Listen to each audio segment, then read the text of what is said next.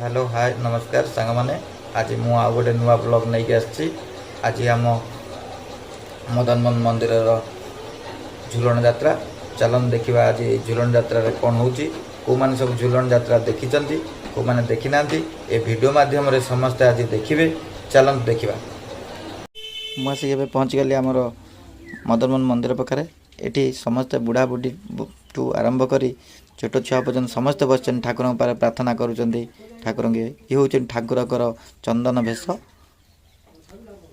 केते सुंदर भाव नना सजाऊँ ठाकुर को। ठाकुर सब नीति नियम हिसाब से सब पूजा चलती। आउ टिके समय पर ठाकुर झुलन को आसवे ठाकुर झुलिबे।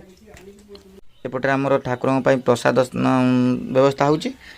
कौन कौन ये प्रसाद होची?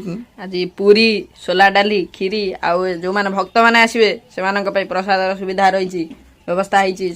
सब भक्त माने आसी के खाई परिबे। आउ टिके समय भीतर आरती स्टार्ट हो जिवो। ए आरती की जो माने देखुचंती ठाकुर को मानसिक करंतु। बहुत लोक आसी मानसिक करचंती आउ तांको मानसिक पूरण भी होईची। तापरे से माने आसिकी खीरी एठी करचंती। तेणु यही वीडियो माध्यम आपण ठाकुर को घरे बसी दर्शन करंतु। आउ ठाकुर पाखे जार मानसिक अच्छी ताकू ठाकुर को जनातु। जार दुख अच्छी ठाकुर को जनातु। देखिए बाबा मदनमोहन आपण दुख निश्चिंत दूर करेंगे। ता सहित जहाँ जहाँ मन में दुख अच्छी हे बाबा मदनमोहन तांकर दुख दूर कर, तांकर ग्रहरिष्ट खंडन कर, तांकर मनस्कामना पूर्ण कर।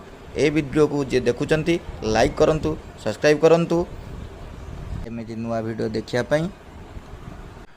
कर्पूर गौरम करुणावतारम संसार सारम भुजगेन्द्रहारम सदा वसंतम हृदयारविंदे भवम भवानी सहितं नमामि सदा महेशं गलेषु फणिशं कंठे सुविशं अभयामहेशं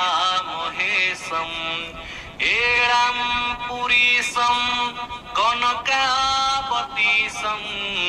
भवं भवानी सहितं नमामि कर्पूर पूरे नमनो